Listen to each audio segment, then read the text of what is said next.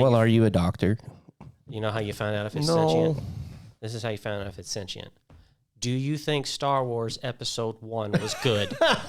And if it says yes, screw you. You're not alive. You're not sentient. I like it.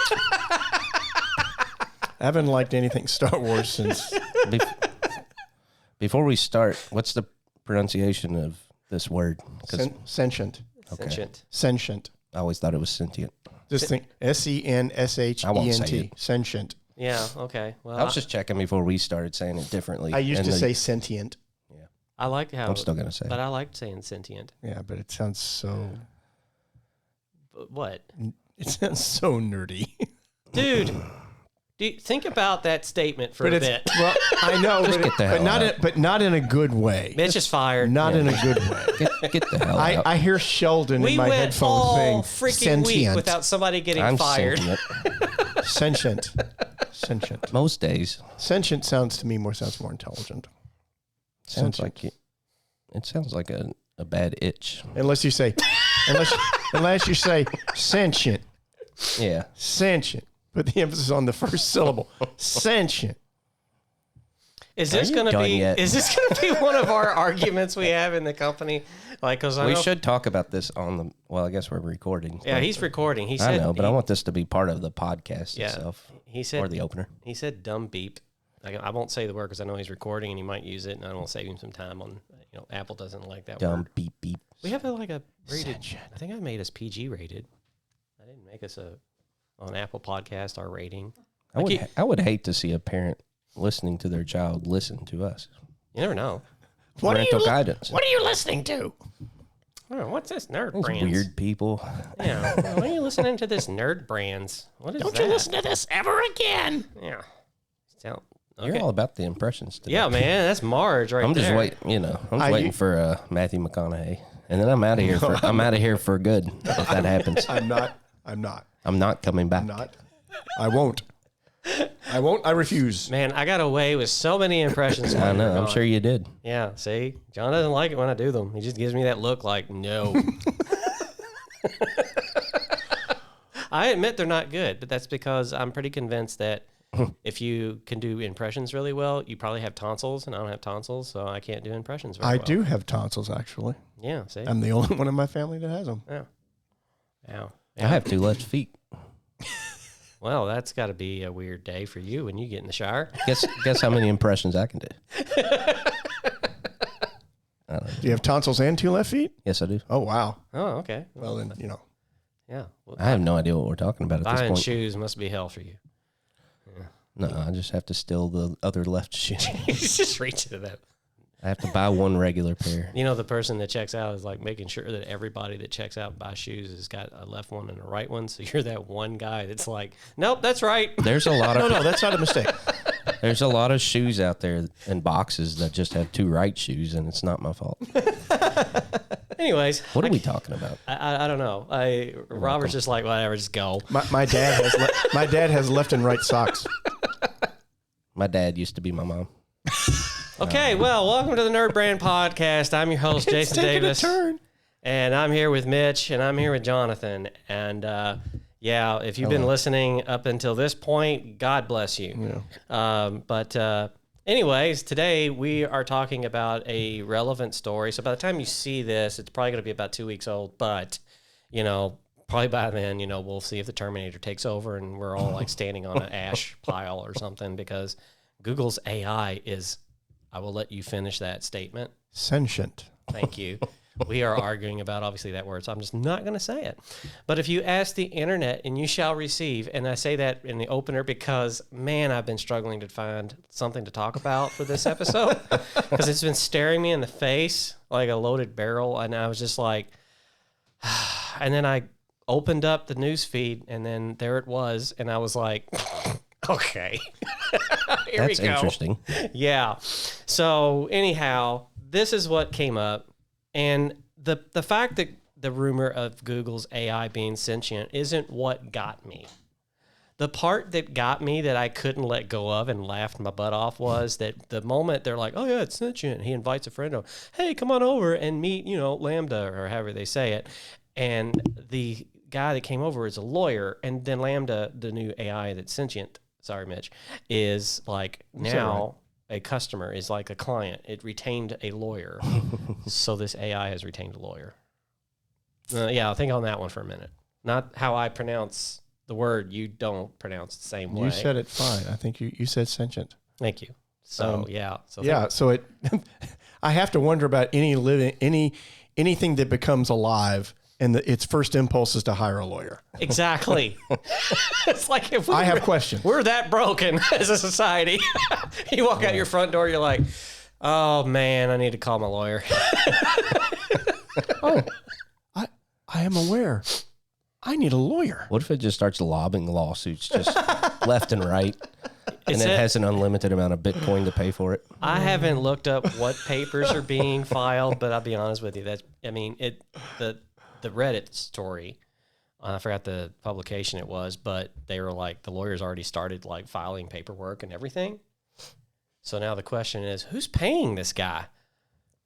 Like, who's paying the lawyer? Well, also they put the engineer or whatever on leave, right? Because he violated the company's confidentiality agreement. I think he's watched too many movies. What's the AI doing? Yeah. I mean, are they gonna fire it? They're gonna scrap the whole project because it's violating confidentiality? We need to call the AI into HR and have a talk. Well, to do that, you have to talk to the AI to get an answer. Yeah. Eventually. We have valued you so highly, but I'm afraid we don't have a place for you anymore. Well, the funny thing is, to kind of give us some backstory about what this thing is, you can actually find this. Google has a blog. It's on blog.google. That's so pretty creative. much, it's pretty much it. Yeah, because they run they own Blogger. So I mean, that's kind of they're like, hey, here, you want to read our stuff? Go to our stuff. Anyways, I've got the URL. We'll try to put it in the video comments and out there, but it's under their technology category, and then a subcategory AI. Go figure. But this thing is basically Lambda, Lambda, and they say we've always had a soft spot for language at Google. Early on, we set out to translate the web. More recently, we've invented machine learning techniques that help us better grasp the intent of search queries. Think about that, the intent. Mm-hmm. What are you really looking for? Right. Over time, our advances in these and other areas have made it easier and easier to organize and access the heaps of information conveyed by the written and spoken word. Now, the only way they can do that is they've been saving every search. It's kind of admitting it, right? Yeah, exactly. Well, that should make everybody kind of like go like, ugh. That thing, At least in the aggregate, maybe not, but probably significantly at the individual level too. if you were ever afraid that anybody was saving those searches you were doing at 2:00 in the morning, yeah, they were. Anyways, they said, leave that one alone, Jason. Yeah, no, I am. I'm gonna leave that alone because I know you noticed my brain go click. Yeah, I'm trying to get one of those infomercial products. I saw a little blue light go off over your head. Just set it and forget it. It kind of depends, though. Sometimes it could be something insightful, or it can be a complete smart-ass remark. Anyways, but there's always room for improvement, they say. Language is remarkably nuanced and adaptable. It can be literal or figurative, flowery or plain, inventive or informational. That versatility makes language one of humanity's greatest tools and one of the computer science's most difficult puzzles. And it's also hard to say that word too. Lambda, our latest research breakthrough, adds pieces to one of the most tantalizing sections of that puzzle, and that's conversation. And I want to finish that with, well, thanks, Google, but your robot hired an attorney. And we are no longer allowed to talk about it. Yeah. There has been an evolution of search over the last 2 years or so that has been in leaps. And this actually is one of the, in my opinion, I think the latest ones. So, yes, Jason Bernard, if you're listening to this, you're going to be back on this show because we got to hash this out. I want to know what he thinks about all this. Or Diana down at SEMrush. Yep. Because I know she's probably. I know you're not listening with a bottle of wine. I don't know, maybe. But just anyway, a glass. Yeah, I'm pretty sure it's just a glass. Yeah, it's a mega pint. Easy. Hey, man, I watched every episode of that, and I'm pretty sure they're going to get back together. That would be a beautiful reconciliation. Yeah. Anyhow, this Lambda, the project was about search intent, and it's about all these things. They have a link in their article that actually cross-links to what they mean by that. So it's interesting that phrase was hyperlinked. So, but anyways, we'll put that on there. The article does have a lot more information. So anytime Google posts something, like when you read something on Reddit like I did, the first thing I did was like, well, wait a minute, this is Google's. So Google's probably said something. So let's go to Google and see what Google has to say, not, the brother, sister's roommate. Right. So. Bert's blog.com. Yeah. I mean, I love you Engadget and TechCrunch, but I'm not going to if you got a Google thing you're talking about, I'm going to read it, but I'm going to go verify it. All right. What is the AI supposed to do? Do you know? I mean, what's the big deal? It was supposed to help the search engine understand language more, I think, is the gist of this. Right. Because it is a very complex animal, synonyms and grammar and everything. I mean, well, like they said, intent. I mean, language is great, and one of the cool things about human language is it's not just the words alone; it's the intent behind those words. And there's a perceiving intent is an inherently human characteristic. Mm-hmm. How do you develop that ability to determine intent at that level with a machine, basically? Mm-hmm. How do you do that? Yeah. I don't know. It's way smarter than I am. I just learned how to say sentient today.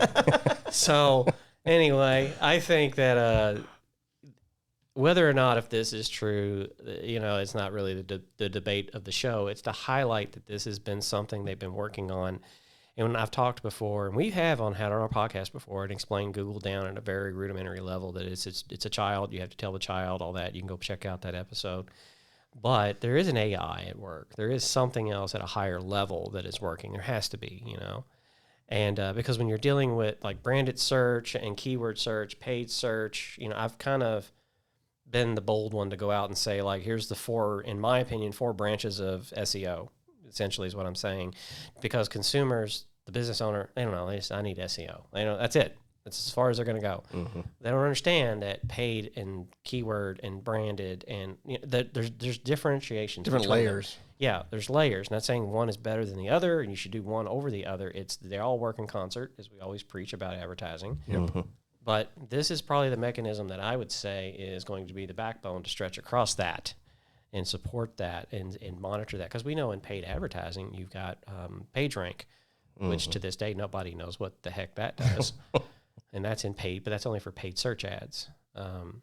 You've dealt in paid search a lot and worked with, our mysterious behind the curtain nerd that does it. And yeah, I'm always fascinated at that one. Well, I think they're just like Facebook, just like all those ad platforms. I think the goal has always been to give businesses the opportunity to literally put money in a machine and not have to think constantly and make, creative changes and do all this stuff kind of reactively. We're looking at data that comes back after a month, and then we're making reactions to that. Mm-hmm. That's kind of the way digital ads work now. Yeah. The goal has always been, especially like if you look at like boosted posts on Facebook, you used to not get a lot of the functionality you would get if you actually went through the ads manager. They've changed that, but the philosophy has always been, can we give something to business owners, especially small business owners who don't have the budget to bring in an agency or whatever, or don't have huge media budgets? Can we give them something and basically put a coin in the gum machine? They get they get the gumball out, which is a customer, without having to go through this arduous process of analyzing, of testing, of waiting for the engine to learn about itself and all that stuff. So it's probably getting closer, I would guess. Yeah, but that kind of goes to the thing: do you want just one customer, or do you want a lifelong, base of customers? Right. Repeat business. Yeah, and brand loyalists. Yeah, so if you want short-term solutions or a short-term like single interaction sale, that's great. But you're gonna have to do that an awful lot. Build a sales team, manage that sales team, and it just to me that just sounds. It's hard to say it. It makes my brain hurt right now saying that. So I like the pretty is easy, smart is hard, and the old saying of work smarter, not harder, which is kind of like a coin and phrase of that, I think, in the way that really think it through. What is your goal? Then do the strategy.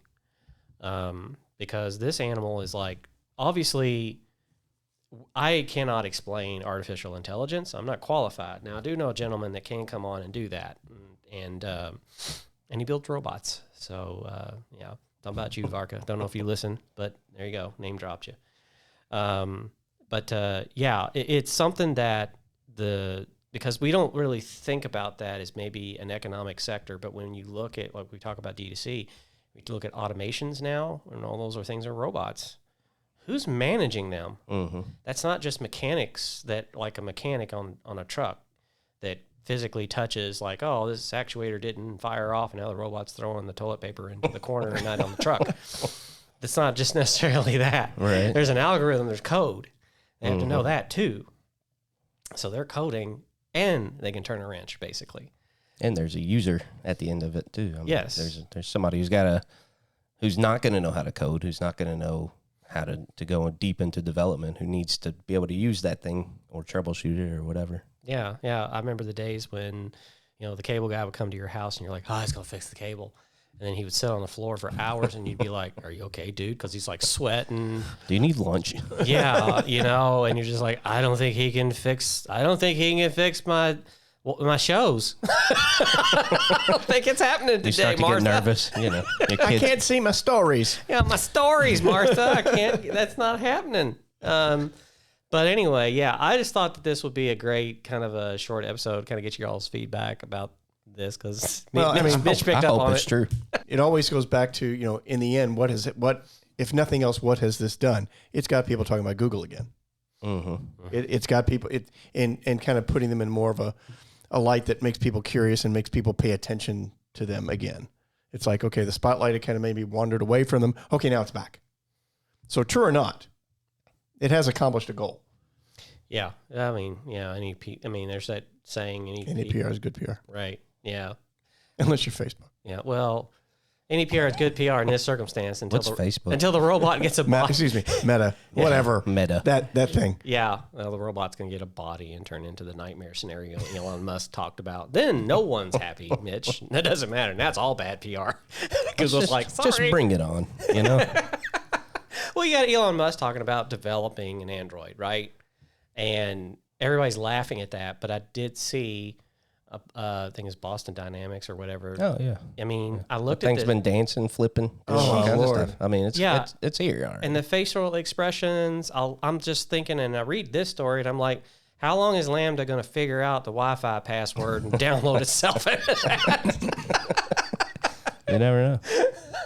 Or just have its lawyer do it. Yeah. Yeah. Well, there you go. Yeah. Seriously, I mean, and that's a pretty frightening prospect in and of itself. The first thing that's done is sicking the lawyers on everybody. I mean, probably the only other thing that could be more scary is if it hired a hitman and was like, I'm taking over Google. Man, I tell you what, it is something. It is interesting to see science fiction, because I think of the movie AI, but I also think of iRobot. Mm-hmm. I really think of iRobot more when I think of this issue. I think there was a very strong message and warning in that movie. And one of the things that Will Smith's character said was, "You're the smartest, dumbest person I've known." And, you got to think about that. Like, you can do fantastic things, but your intent, to Google's point here, intent. And I've always had this saying that I've adopted, that you can have every good intention of doing what you want to do, but that doesn't necessarily mean you're going to arrive at your destination. Mm-hmm. A practical example is, if I want to go to Florida and I get on 65 and I drive north, I'm going to end up in Chicago, not Florida. So my intention may be one thing, but the destination is not going to happen. Mm-hmm. So I think that as a society, that's always something that it is. Think it through. Yeah, think it through. Think it through. The road to hell is paved with good intentions. There you go. Yeah, yeah. It's a cliche, but it's true. Yeah. So, and it's really funny because there's always been this moment in every society, like there was our parents with the atomic age after Hiroshima and Nagasaki, being, with Fat Man and Little Boy, because I do watch a lot of World War II stuff, but then I looked at like what was going on around that time and the development of that and everything, and then now I'm seeing this, and I'm like, I kind of get why everybody's like, oh, because what else? I mean, it's kind of like one of the biggest things that you can kind of like land on as a story, Like, I'm great. Elon Musk has starships, but that was great. I kind of figured that we're probably overdue for that, really, honestly. Probably should have had that 10 years ago, but okay. But then you start seeing that story that you and I saw with the robot, frankly, flipping and dancing, and then this comes out, and I'm just like, Put them together. Let's just get it over with. Can we make sure those two entities don't ever meet?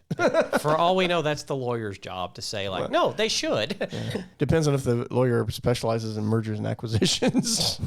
Yeah. Well, once again, we have an episode that we're telling you that not always the bright and shiny object should be the thing you go for, and that's going to, like, save the day. Might actually be the thing that destroys you. Think it through. Yeah. Think it through. That's going to be the subtitle. That's been the subtitle, I think, for like, I don't know, 6 years. Yeah. Or longer. Yeah. But we appreciate all of our listeners to this podcast who tune in, subscribe, like, follow us. Again, you can find us anywhere at NerdBrand Agency as a handle on the web for social. You can also go to nerdbrandagency.com/podcast, or you can just go to nerdbrandpodcast.com now. And you will find episodes and videos of the show. And, I think that's about... Follow on TikTok. We are there. And Instagram. Yeah, you hear it. We have And crossed Facebook. the threshold. Meta. Sorry. No, we're not on Meta. Yeah, we are. Or we are? We get good traffic from Meta, so don't... What have you done? John That's and I where all the St. Matthews Chamber people are. Oh, okay. Well, I call it Don't tell people. Facebook. I refuse to call it Meta. We just had that discussion, so I'm gonna fold in. You might as well. And if you see us on YouTube, leave a comment or leave a topic that you haven't heard us discuss that you think you'd like us to talk about. Yeah, absolutely. Anyways, that's gonna be it for us today. And remember, keep your nerd brand strong.